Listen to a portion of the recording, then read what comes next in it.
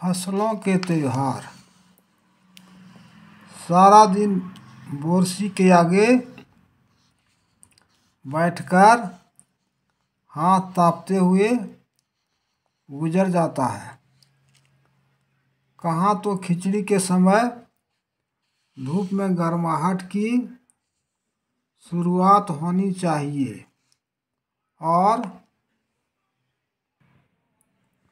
यहाँ हम सूरज के इंतज़ार में आस लगाए बैठे हुए हैं। पूरे 10 दिन हो गए, सूरज लापता है। आज सुबह तो रजाई से निकलने की हिम्मत नहीं हो रही थी। बाहर देखने से तो समय का अंदाज बिल्कुल नहीं हो रहा, लेकिन घर में हो रही चहल पहल अब पता चल रही है। रह रह कर कानों में कभी चापाकल के चलने और पानी के गिरने की आवाज़, तो कभी किसी के हाँक लगाने की आवाज़ आ रही थी। जा भाग के देख, केरा के पत्ता आइल की ना। बोल जल्दी तैयार होखस, बोल जल्दी तैयार होखस। आज ई लोग के उठे के नइखे का। अब तो उठने में ही भलाई है। नहा धोकर हम सभी एक कमरे में इकट्ठा हुए। दादा और चाचा ने क्या सफ़ेद चकाचक माड़ लगी धोती और कुर्ता पहना हुआ है। खिचड़ी में ऐसन ठाड़ हम पहले कबो ना देखनी। सारा देह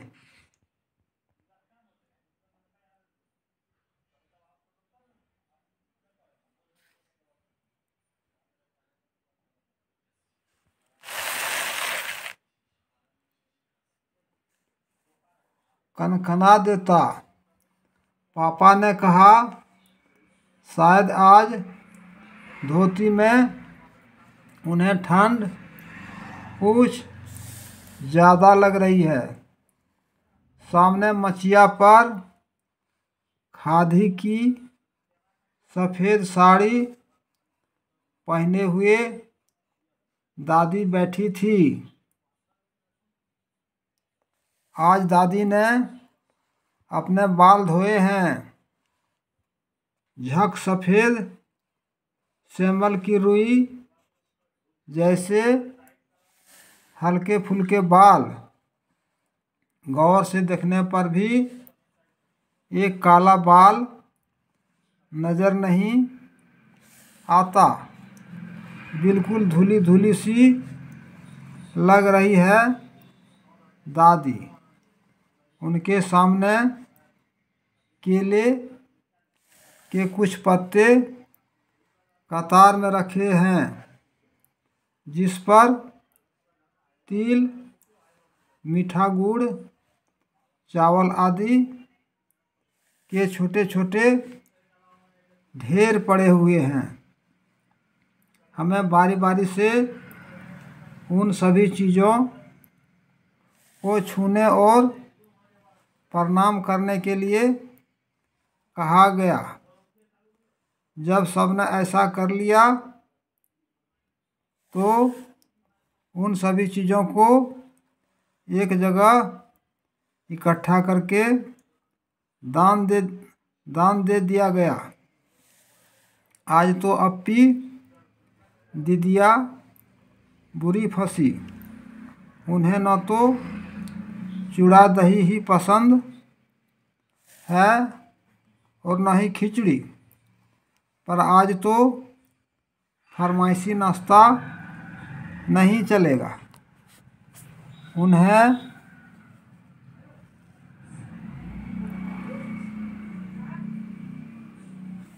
दोनों ही चीज़ें खानी पड़ेगी। आज खिचड़ी जो है, खिचड़ी खाने के बाद सभी ने गया से आए तिल, गुड़ और चीनी के तिलकुट को बड़े चाव से खाया। खाते खाते मैं सोच रही थी कि कितनी अलग है ना यह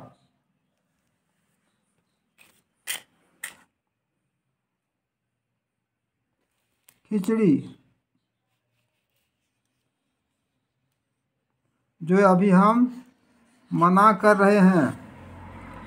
स्कूल में हम जो खिचड़ी मनाते थे उसकी अलग ही मस्ती हुआ करती थी। छुट्टी का दिन नाव में बैठकर गंगा नदी की सैर और फिर टापू पर बालू में दौड़ते हुए पतंग उड़ाना था। उड़ाने की कोशिश करना कितना मज़ा आता था। इधर हम पतंग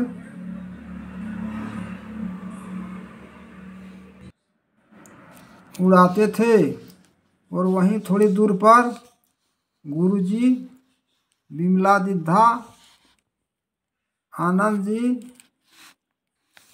झिलमिट भैया सब मिलकर ईंट से बने चूल्हे पर बड़े बड़े कड़ाहों में खिचड़ी बनाते थे। हम भी बीच बीच में अपनी पतंगों को सुस्ताने का मौका देते हुए मटर और प्याज छीलने बैठ जाते। वैसी खिचड़ी फिर दोबारा खाने को नहीं मिली। वाकई ढंग कैसा भी हो, पर है ये खुशियों का त्यौहार। जनवरी माह के मध्य में भारत के लगभग सभी प्रांतों में फसलों से जुड़ा कोई न कोई त्यौहार मनाया जाता है। कोई फसलों के तैयार हो जाने पर खुशी बांटता है, तो कुछ लोग इस उम्मीद में खुश होते हैं कि अब पाला कम होगा। सूरज की गर्मी बढ़ने से खेतों में खड़ी फसल तेजी से बढ़ेगी। सभी प्रांतों और इलाकों का अपना रंग और अपना ढंग नज़र आता है। इस दिन सब लोग अच्छी पैदावार की उम्मीद और फसलों के घर आने की खुशी का इजहार करते हैं। उत्तर प्रदेश, बिहार, मध्य प्रदेश में मकर संक्रांति या तिल संक्रांत, असम में बिहू, केरल में ओणम, तमिलनाडु में पोंगल, पंजाब में लोहड़ी, झारखंड में सरहुल, गुजरात में पतंग का पर्व सभी खेती और फसलों से जुड़े त्यौहार हैं। इन्हें जनवरी से मध्य अप्रैल तक अलग अलग समय में मनाया जाता है।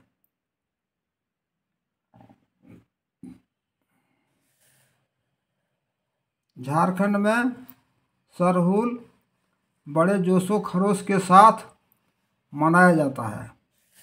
4 दिनों तक इसका जश्न चलता रहता है।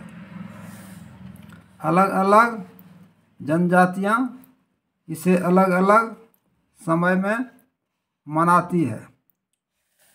संथाल लोग फरवरी मार्च में, उरांव लोग इसे मार्च अप्रैल में मनाते हैं। आदिवासी आमतौर पर प्रकृति की पूजा करते हैं। सरहुल के दिन विशेष रूप से साल के पेड़ की पूजा की जाती है। यही समय है जब साल के पेड़ों में फूल आने लगते हैं और मौसम बहुत ही खुशनुमा हो जाता है। स्त्री पुरुष दोनों ही ढोल मंजीरे लेकर रात भर नाचते गाते हैं। चारों ओर फैली हुई छोटी छोटी घाटियाँ, लंबे लंबे साल के वृक्षों का जंगल और वहीं आसपास बसे छोटे छोटे गांव लिपे पुते करीने से बुहारे और सजाए गए अपने घरों के सामने लोग एक पंक्ति में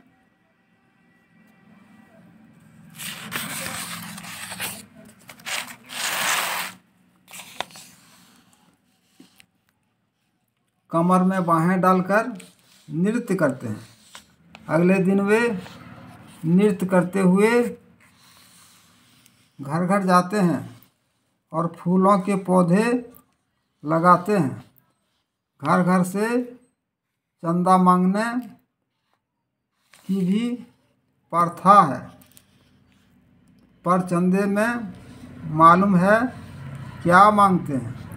मुर्गा, चावल और मिश्री। फिर चलता है खाने पीने और खेलों का दौर। तीसरे दिन जाकर पूजा होती है, जिसके बाद लोग अपने कानों में सरई का फूल पहनते हैं। इस दिन से वसंत ऋतु की शुरुआत मानी जाती है। धान की भी पूजा होती है। पूजा किया हुआ आशीर्वादी धान अगली फसल में बोया जाता है। तमिलनाडु में मकर संक्रांति या फसलों से जुड़ा त्यौहार पोंगल के रूप में मनाया जाता है। इस दिन खरीफ की फसलें चावल, अरहर, मसूर आदि कटकर घरों में पहुंचती है। लोग नए धान कूटकर चावल निकालते हैं। हर घर में मिट्टी का नया मटका लाया जाता है, जिसमें नए चावल, दूध और गुड़ डालकर उसे पकाने के लिए धूप में रख देते हैं। हल्दी शुभ मानी जाती है, इसलिए साबुत हल्दी को मटके के मुंह के चारों ओर बांध देते हैं। यह मटका दिन में 10:30-12 बजे तक धूप में रखा जाता है। जैसे ही दूध में उफान आता है, दूध चावल मटके से बाहर गिरने लगते हैं तो पोंगला, पोंगल, पोंगला, पोंगल, खिचड़ी में उफान आ गया के स्वर सुनाई देते हैं। दूसरी ओर गुजरात में पतंगों के बिना तो मकर संक्रांति का जश्न अधूरा ही माना जाएगा। इस दिन आसमान की ओर यदि नज़र उठाएं तो शायद हर आकार और रंग रूप की पतंगें आकाश में लहराती हुई मिलें। प्रत्येक गुजराती, चाहे वह किसी भी धर्म, जाति या आयु का हो, पतंग उड़ाता है। हजारों लाखों पतंगों से सूरज भी ढक सा जाता है।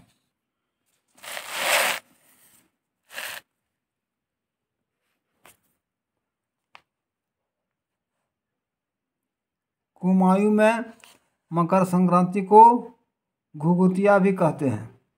इस दिन आटे और गुड़ को गूंथकर पकवान बनाए जाते हैं। उन पकवानों को तरह तरह के आकार दिए जाते हैं, जैसे डमरू, तलवार, दाड़िम का फूल आदि। पकवान को तलने के बाद एक माला में पिरोया जाता है।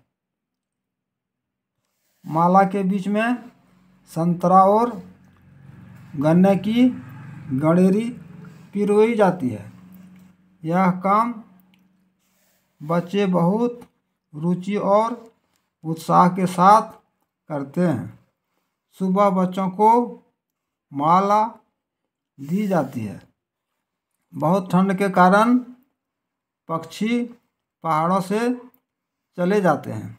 उन्हें बुलाने के लिए बच्चे इस माला से पकवान तोड़ तोड़कर पक्षियों को खिलाते हैं और गाते हैं, कौआ आओ, घुघुत आओ, ले कौआ बड़ी, ले कौआ बड़ो, माँ के दे जाना, माँ के दे जा सोने का घड़ो, खा ले पूरी, मक्के दे जा सोने की छुरी। इसके साथ ही जिस चीज़ की कामना हो वह मांगते हैं। है न कितने अलग अलग अंदाज मकर संक्रांति को मनाने के।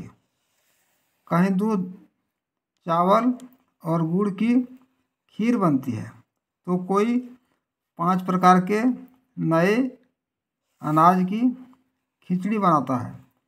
कहीं कहीं लोगों का सैलाब नदी में स्नान के लिए उमड़ पड़ता है। लोग ठंड से ठिठुरते रहेंगे पर बर्फीले पानी में कम से कम एक डुबकी तो जरूर लगाएंगे। हाल यह होता है कि इन जगहों पर तिल रखने की भी जगह नहीं होती। तिल से याद आया, मकर संक्रांति के दिन पानी में तिल डालकर स्नान करना। तिल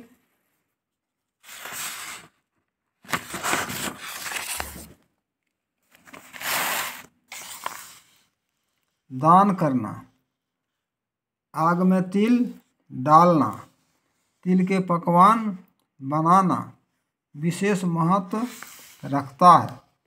आपके घर या इलाके में इस त्यौहार को कैसे मनाया जाता है? इस खिचड़ी,